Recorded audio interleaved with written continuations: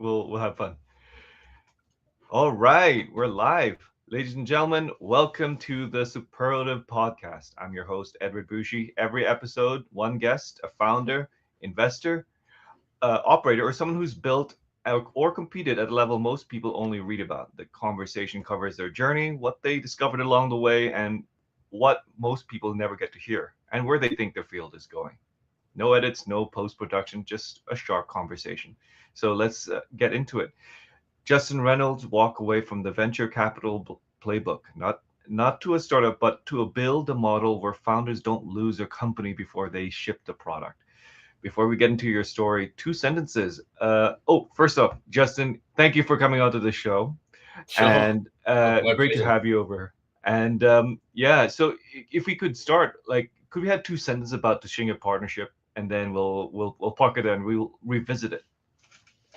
Certainly. So Tashinga Partnership is a venture builder, which I set up in Singapore, really to try and exactly that, to build ventures, and I know we'll come into what that means and how it's different, but that's what Tashinga Partnership was. Why I set it up was to build ventures. Yeah. Nice. So we'll come back to that. But actually, before we open, what does Tashinga mean? So Tashinga is a Shona word. It means built on rock. Oh, that's Um, cool. and so Shona is a language that I grew up with, learning and speaking. I grew up in Zimbabwe, and we had to do Shona as everything was in English, but we also had to learn Shona as a language up until what was called ZJC, which is the Zimbabwe Junior Certificate, which is about the age of 14, if I remember rightly. And Tashinga is it's a Shona word which means built on rock or strong foundations, which is part of many cultures' thinking, where you've got to build something, you've got to build your foundations properly before you can go ahead and actually grow upwards and outwards. Yeah, that's a really beautiful like word that you used, and it's actually really cool that it's has roots in Africa. Um, so yeah, like let's take it back to the beginning, right? Where did you start, and what is the first domain that you spent serious time building expertise in? So before Tashinga, I guess you'd go all the way. My father was an entrepreneur, so I kind of grew up with that lifestyle. The good and the bad, the booms and the busts of my dad definitely went broke once. Learning experience. And I have if I understand the stories well, twice, but definitely once. That's a big story. So I grew up with that environment, understanding the risk and reward of that environment. The first time I got involved in it was, I suppose the very first time was helping. There were in Zimbabwe when I was growing up, there were guys on the street who would set up to sell you breakfast on for people who were on the way to work, literally on the side of the road, and they would grow maize or they wouldn't grow it. They would cook maize and other things on the side of the road. And when I got my first job, I used to set off early and go and chat with them and talk to them and sort of understand what they were doing. Not that I helped them out, but I think I sort of really truly got to understand what it was like running your own business, albeit this is quite small, but the risk you take, the rewards you have, the freedom you have, the lack of freedom you have, all the rest of it. But I suppose the first one was it was in Zimbabwe again, in a place called Lake Kariba. We built a sailing safari. So basically, the idea was to have a safari that was completely environmentally sound. So it was all based on sailing, very little motoring, almost no motoring. And you took everything that you brought onto the boat, you took off the boat. None of the food was ever thrown away, which is dangerous anyway, because the animals would eat it. Yeah, That was really my follow you first. around. Yeah, that was really my first entree into a proper building a business or a venture, from the ground up. It was my father's dream to do it, but I did it as my gap year to sort of help get it off the ground. Wow, that's really really beautiful. Like I've never heard of like a sailing a safari. So it sounds like you take a sailboat and just like travel up a river or just go around the lake or something like that. Yeah, so it's on Lake Kariba, which was a dam that was dammed some time ago on the Zambezi River, and it's a huge lake. It's about 365 kilometers long, and at the widest, I think it's about 70. I may have this wrong. About 70 kilometers wide. So it's a little bit like an inland sea to some extent. There are parts where you can be on one side and you can't see the other, and it's got lots of wild animals around it. So we built 10 boats, catamarans, in the end, and sell them around as a safari in a group, taking anyone who wanted to come along on a sailing safari, we'd sort of take them around for between 3 and 7 days. Wow, that's a trip. That's really fun. Yeah, proper safari. Wow. In the true sense of the word. Yeah, totally. And yeah, I actually live next to Lake Ontario, right? So I get the point where the lake is huge that you can't see the other side, but where you grew up in such much more cooler, where there's wild animals flying and walking around. That's less restaurants. That's amazing. Less restaurants, but yeah. Well, you're not there for the food. So yeah, like from our onboarding call, right? We delved into energy, right? That's the kind of firms that you guys backed. So how did you get into that being the focus of Tashinga? Yeah, well, I think energy has always been a focus of mine because it's I was always very aware, again, being born in Zimbabwe, growing up in Zimbabwe, spending a lot of time in Africa, but similarly, if you're in the UK, in the US, in Canada, you can see it playing out in different ways. But if you don't have energy, you don't have anything, right? It is the de facto differentiator in poverty. And so I was, in my mind, and some people agree, some people won't, but I really do believe that if you have access to electricity, then you are a rung above those that do not have access to electricity, specifically in today's world, where you also can then, through electricity, you can access the internet. In many countries, it's easier now to access the internet than it is to get 24/7 electricity. And so, energy as an electricity was always very, very key. It obviously has an environmental aspect to it as well, that if you can produce electricity without damaging the environment, then that was, that's even better, obviously. But Lake Kariba was dammed because it was a hydro dam. So, whenever we were in Kariba, we would take, on these safaris, we'd take the boats to as close as we could to see the hydro dam and sort of explain it to people. And that changed the economies of Zimbabwe and Zambia, having this huge hydro dam producing green, renewable. Well, I didn't think hydro. Yeah, it is renewable, isn't it? Green. It's only green, continuous. So the point I'm making is sort of 24/7. The joy of hydro is it's 24/7 electricity. So I've always had energy as something I've been very conscious about how it enables people to get on with their lives. And as I said earlier, even more so in today's world, where if you have electricity, you can access the internet. If you can access the internet, you can educate yourself, you can have a job, you can communicate, and invariably now, which is one of these sort of strange things with the modern world, is that it is easier to buy access to the internet than it is often to buy continuous electricity. And so we set out to, even in, just the other day in the UK, we had a power cut. And that's it. We're done. You just sit in the dark, right? Can't do anything. Your fridge doesn't work, your kettle doesn't work, but more importantly, your internet doesn't work. All your comms go down. because you can't turn anything on. I mean, obviously, your mobile phone's got a battery, but once that goes, it's over.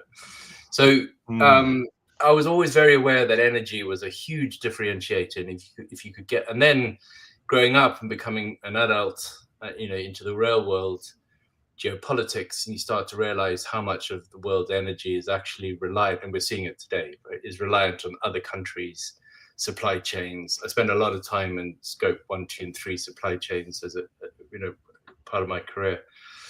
We're You talking about rarely start, oil, for example, right? yeah, Yeah. yeah, supply chains, choke points.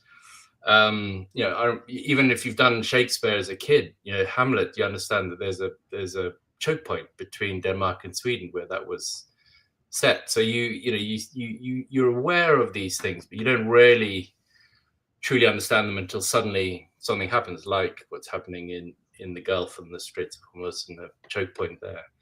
So Yeah. energy security was really what I started to look at with countries.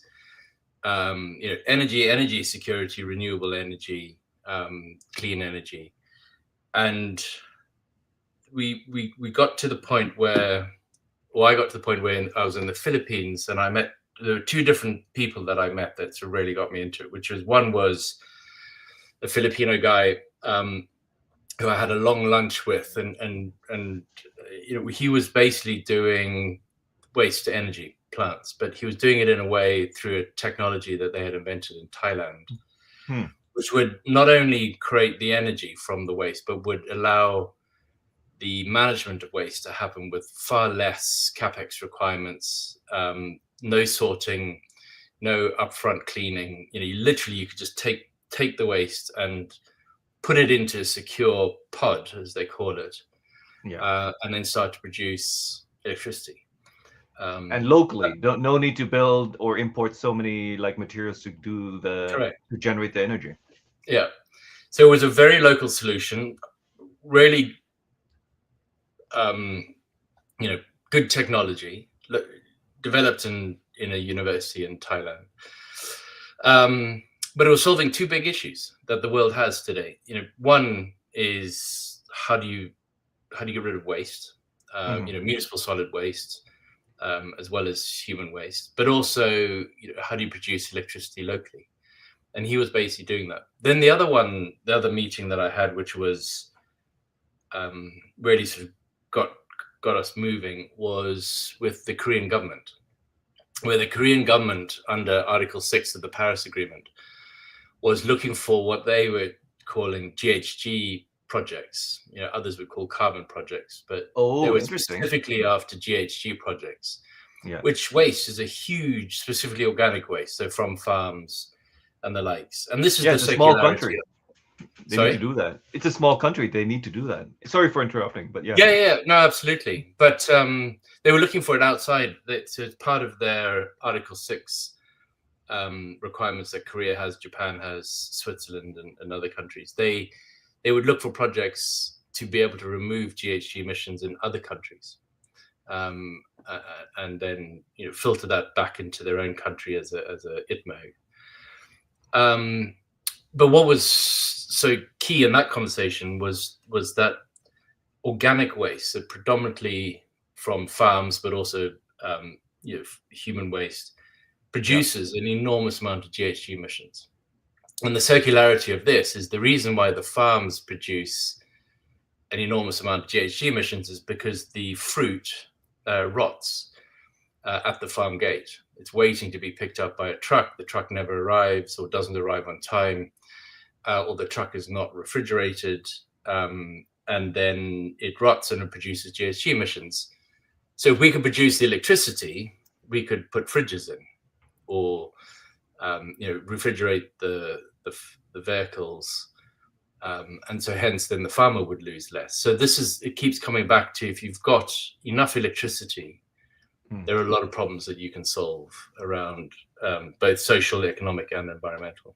You make me think also like the produce that a farm makes is almost like is an asset that you have to sell, right? But if you don't sell and it starts rotting, right? Don't let it rot. just like turn into energy. That's a real way. Sorry, that's a really like fascinating way to like um, create a business loop, so to speak. Yeah, yeah. But again, it sparks industry and it sparks lifestyle for people. So we're working on a project in Cambodia, for example, with the university in Cambodia, which is exactly that. So the university has either bought or been given farmland, but the farmland is quite far out. It's near the border with Vietnam. Okay. And they said to us, we want to grow pigs on this farm to feed the local population. And we said, well, that's fantastic. So how are you going to do that? Oh, we need electricity. There's no electricity there.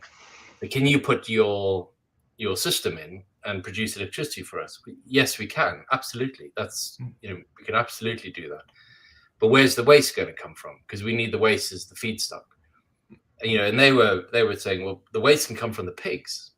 Absolutely. Pig and chicken waste is perfect for organic, waste to produce electricity. But we have this chicken Huge. and egg, excuse the pun, scenario No, where no worries. if they don't have the chickens and the pigs originally, which Yeah. they don't because they're waiting for the electricity, we can't produce electricity because we don't have any chicken or pig waste. How do you solve that? So, so you get into these very interesting conversations. And this is where projects break down Mm. because you really need to start being entrepreneurial. But more importantly, you need to get that financing, which bridges that initial part so that you can get up and running. So the way that we solved that was we went to the local town, to the mayor of the governor of the town, and said to them, well, you have waste.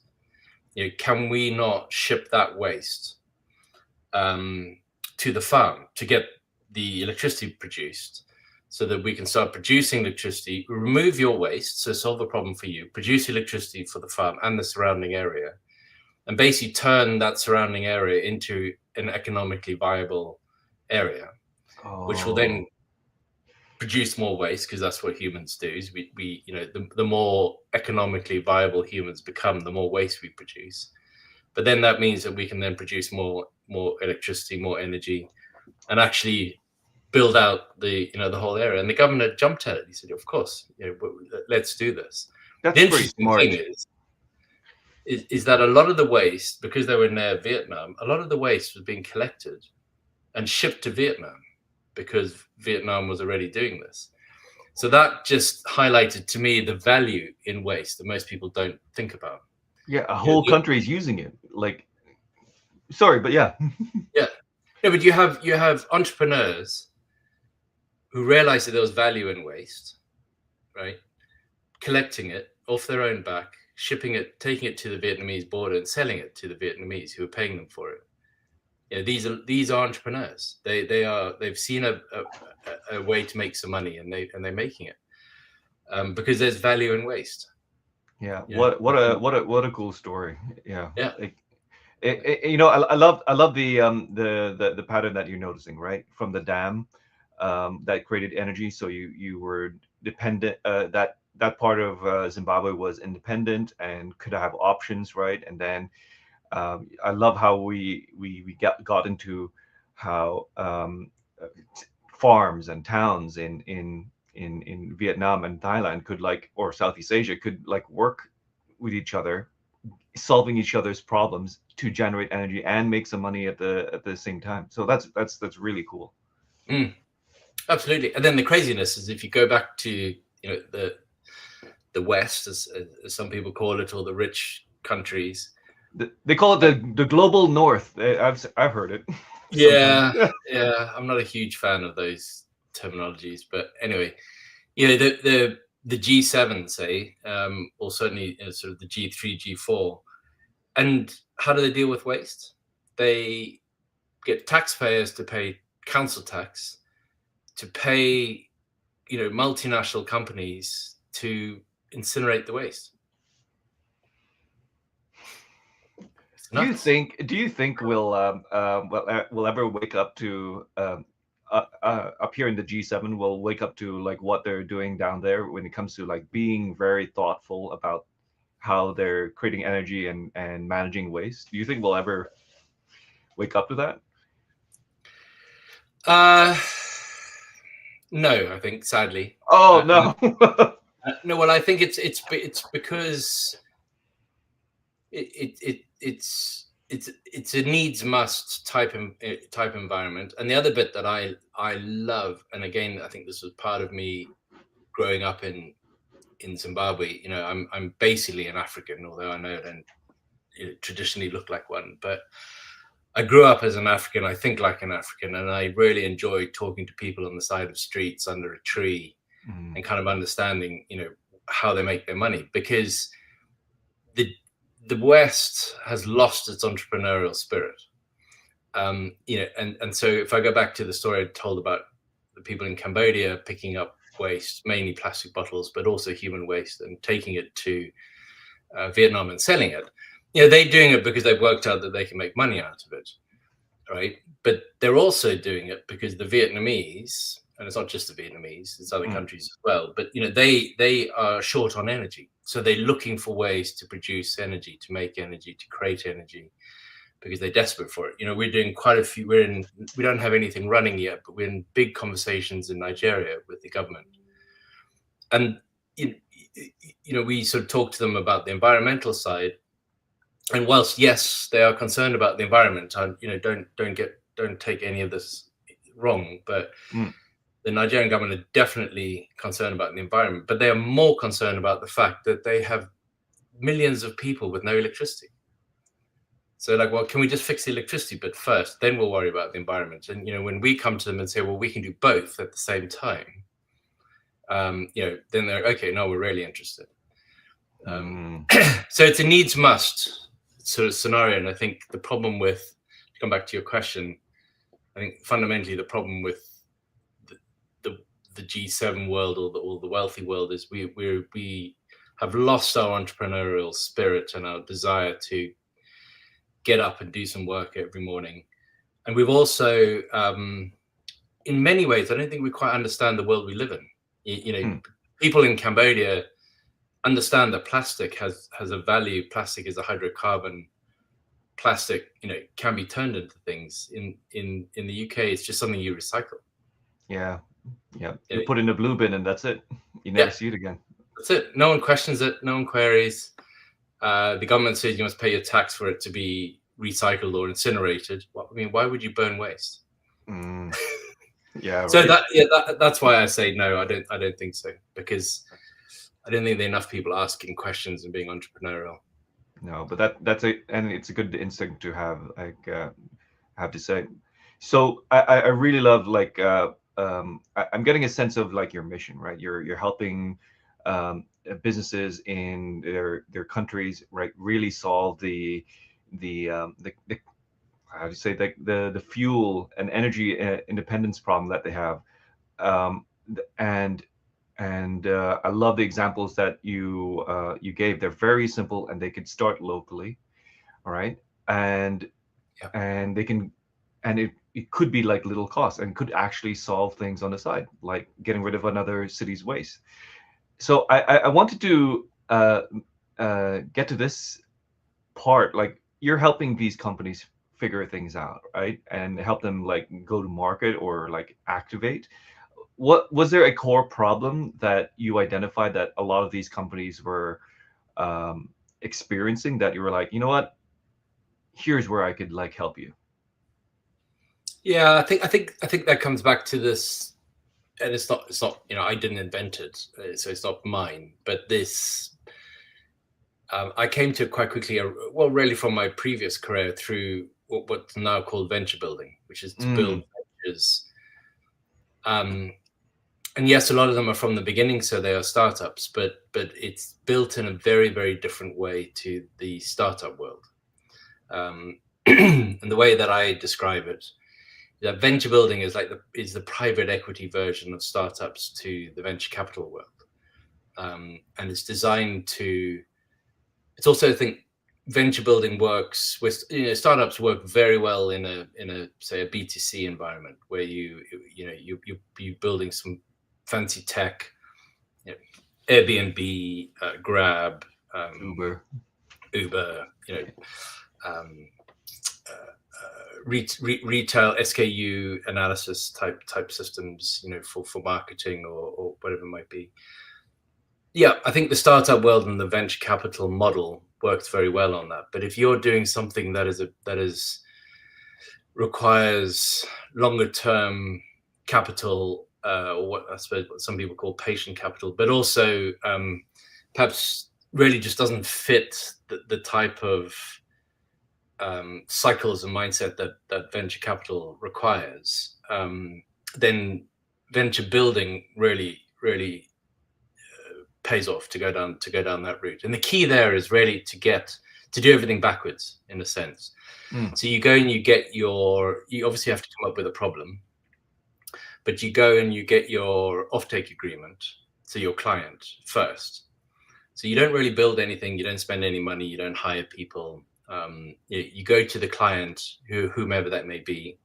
It could be government, it could be private sector. And you say to them, listen, if we build this, will you buy X for Y amount over a 10-year period, right?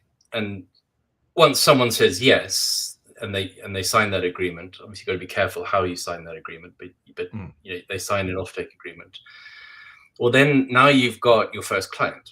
And as we all know in the startup world, getting your first client, getting a truly first client, one that pays you, is the big, that's the moment where you think, actually, this might work.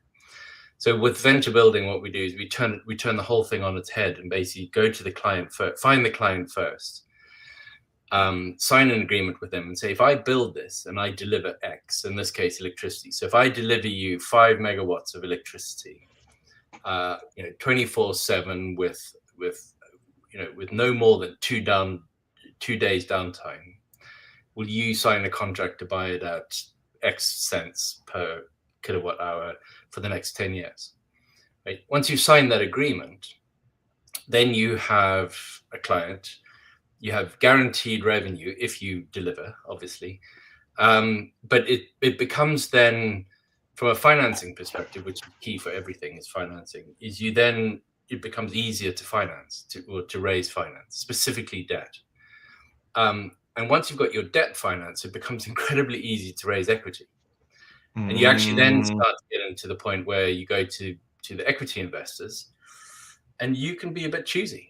Right? They will start coming to you and saying, we'd quite like to invest in this. And you go, well, I'm not so sure I like your terms very much. You can negotiate the term sheets better. Yeah, which is completely the other way around to a startup. So there are benefits to the venture building world. There are negatives as well. It can take a long time before you actually do anything. So there are other sides to it. But it lends itself to the type of ventures that we are building, which are waste to energy, which is sort of government type, sort of infrastructure type products, which the venture capital world really just won't touch very much as well. They might, where we see the venture capital world come in, is they go, oh, well, we can do the data analytics for you. We'd like, we have a venture or a startup. They will do the data analytics for you. Can we do that? We're sure, but we need to get this off the ground first. Yeah. And so that's really the difference. It's sort of the private equity side, or the top down, get your offtake agreement, get your financing, and then build the product. Yeah. Rather than the other way around. That is such an amazing answer. I have like 3 follow-ups, if you don't mind. Sure. So I come from the venture, or I've experienced the venture capital world, right? And to me, when you say offtake, off or up? Offtake agreement. Offtake agreement, yeah. It sounds like an LOI, right? But like, is there, besides the bankability part, besides the like, what makes an offtake agreement like more powerful? Because it sounds like you're describing the same thing, right? And then the second question I wanted to get into, like, is you could use debt to better negotiate your term sheets with investors. And that's pretty like, what's the mechanics of that, right? Like I've never seen that. At least I'm too early in my journey, but like would love to learn how that works.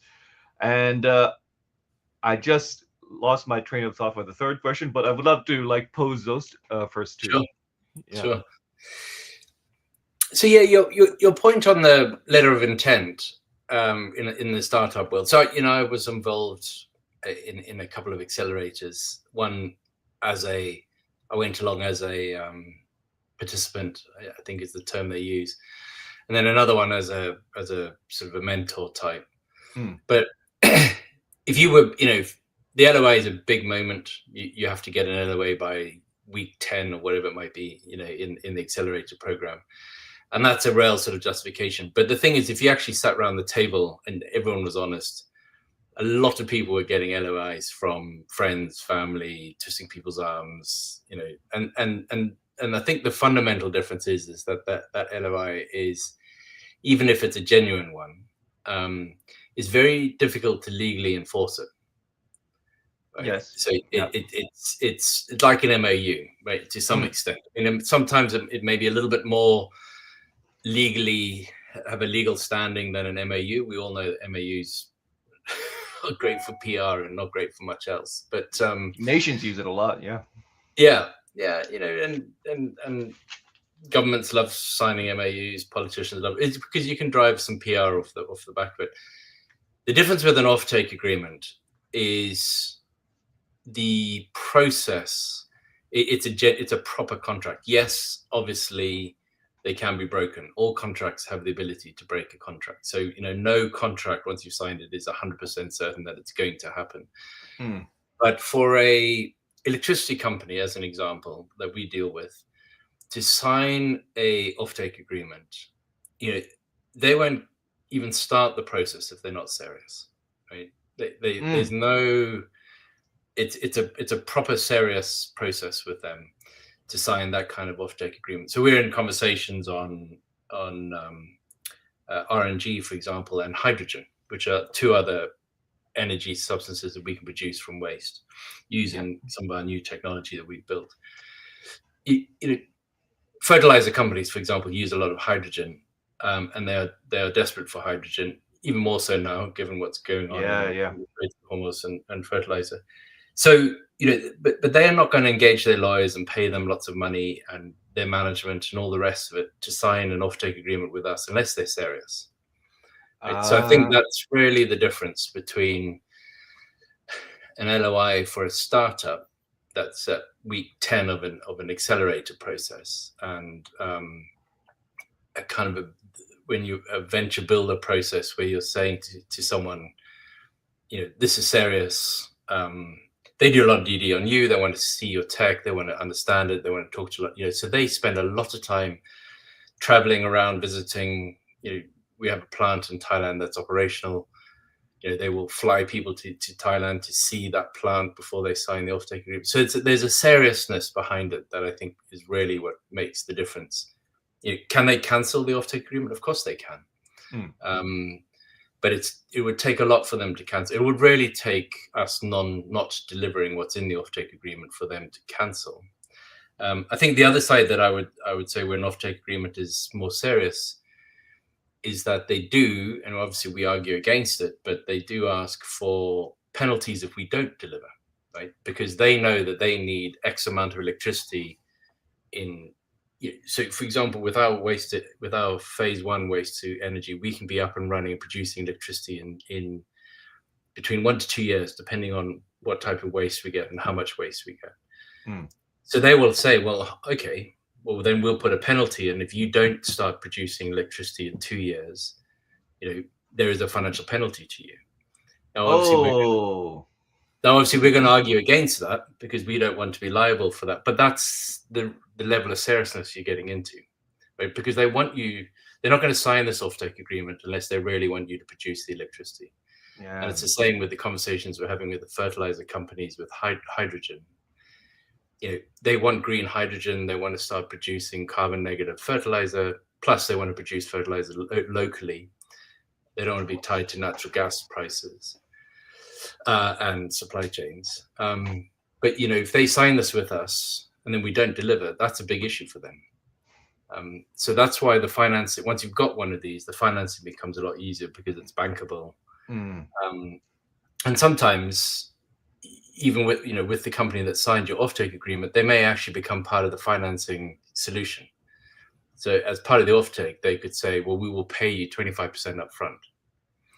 Right? Oh, So, okay, so yeah. not only are they saying we'll sign a 10-year or 5-year, 7-year offtake agreement, but we'll give you 25% of it up front, because that's how serious they are. They want you to succeed, because they've decided through all their due diligence that they want your product.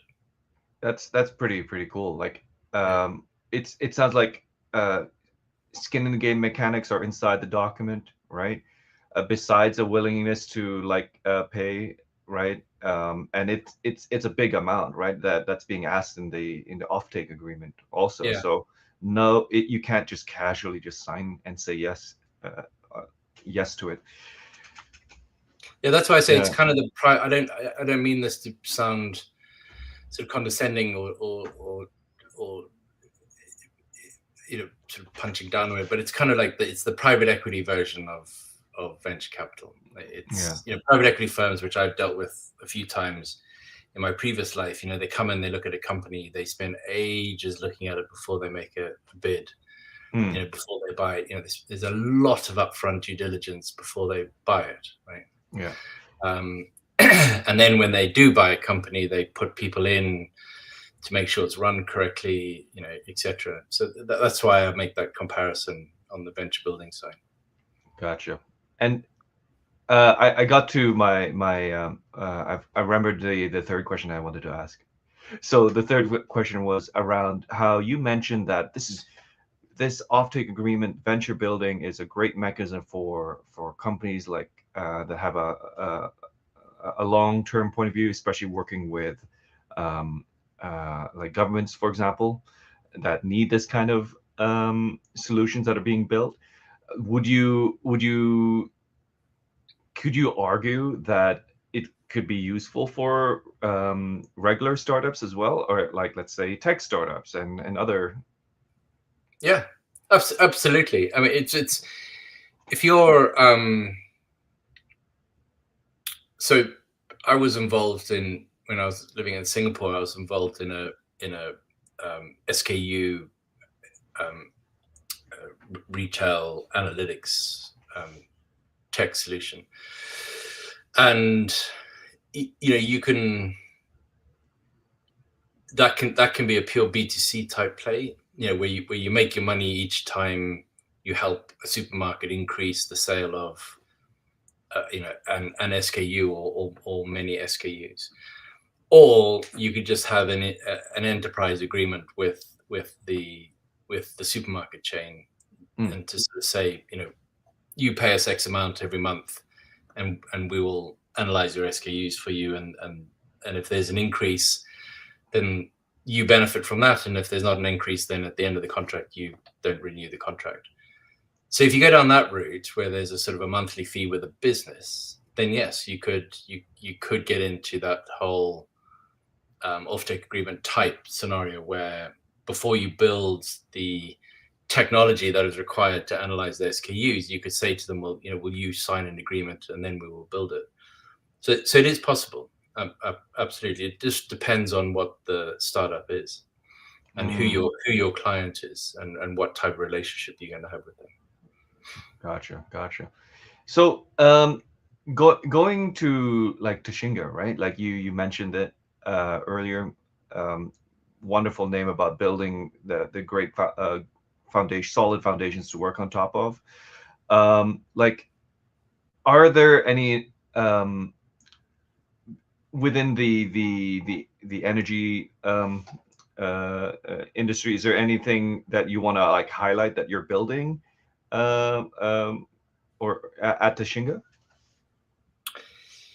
Yeah, so we started, because it was the world I was in before, was we built a number of capital market ventures, which were sort of gaps that I saw when I was in the capital market world. We built a couple of those ventures. And then I always really wanted to get into sort of the energy side and impact on poverty, basically. And there are lots and lots of people doing things around poverty, which is absolutely needed. But I kept coming, as we talked about at the beginning, I kept coming back to the fact that the way you solve poverty really is by delivering 24/7 electricity for people, yeah, and or fuel for transport. Um, so we started, as I mentioned earlier, on this sort of waste to energy scenario where we're taking in the municipal solid waste or the human waste and turning it into electricity, and that's done through the digestates of the organics, and then that drives gensets, and they turn it into electricity. But where we as important as that is, what I really wanted to get into was more the other forms of energy that we could take off. So that's RNG, or sort of renewable natural gas, which is the organic, the gas that comes out of digestates. And that Mm, increasingly now we're using it for clean cooking. But it's done through pipes, predominantly through pipage. So we pipe the gas from the waste to energy plant into homes and restaurants.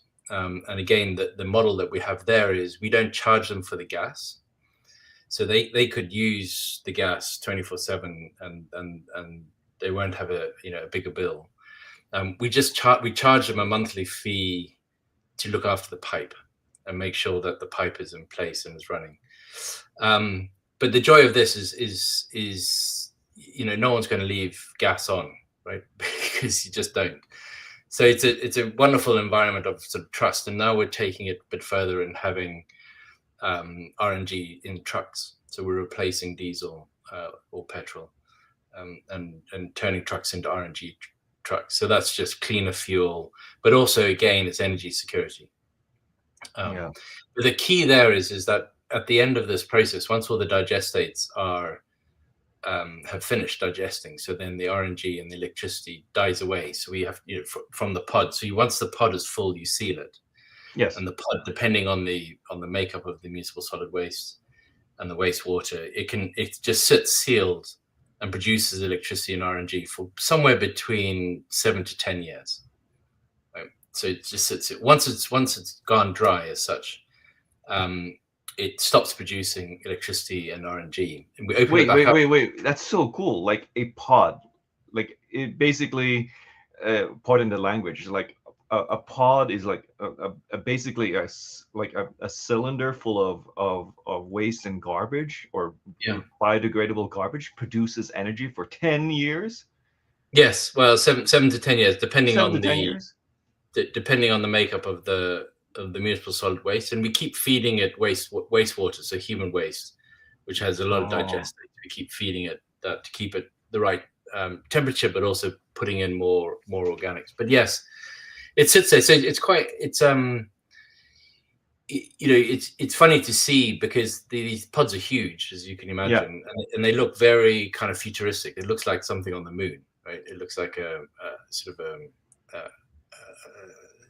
a Hollywood movie of sort of accommodation, big pods and all the rest of it. But actually, it's got all your waste in it, and it's busy producing electricity and RNG. I can imagine the side of it in like in the a countryside in Southeast Asia where there's farms and then oh these futuristic looking buildings. Oh, they're Yeah, just, doing the job of turning our waste into energy. Oh, that's cool. absolutely. Yeah. Yeah, that's amazing. Uh, So, Justin, I just want to say we're at the 44-minute mark, right? And this has been like a very fun conversation. I love the stories that you were sharing and your insights.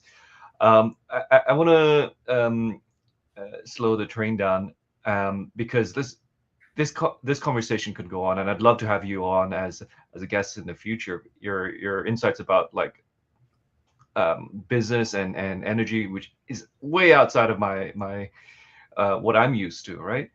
How can people get in touch with you and Tashinga? uh, Best way is either traditional ways through the website, LinkedIn. Those are probably the two main ways of doing it. Yeah, we don't really have, because we're not B2C or anything like that. We don't sort of have Facebook or Instagram or X or anything. But the website, which is just Tashinga Partnership, and then LinkedIn as well. Yeah, perfect, wonderful. Yeah, I have a lot of folks who live in Southeast Asia and are very entrepreneurial. I'd love to share this conversation with them. This has been really, really insightful. So Yeah. yeah, Justin, thank you for your insights, for being on board and sharing what you know. You helped me also as a startup founder. So yeah, hope to have you on board in the next future podcasts. But for now, we'll have to leave it at that. Sure. Yeah. All right, guys, we'll end the stream Thank you very here. much. That was great fun. Thank Yeah, you. Yeah. totally, totally.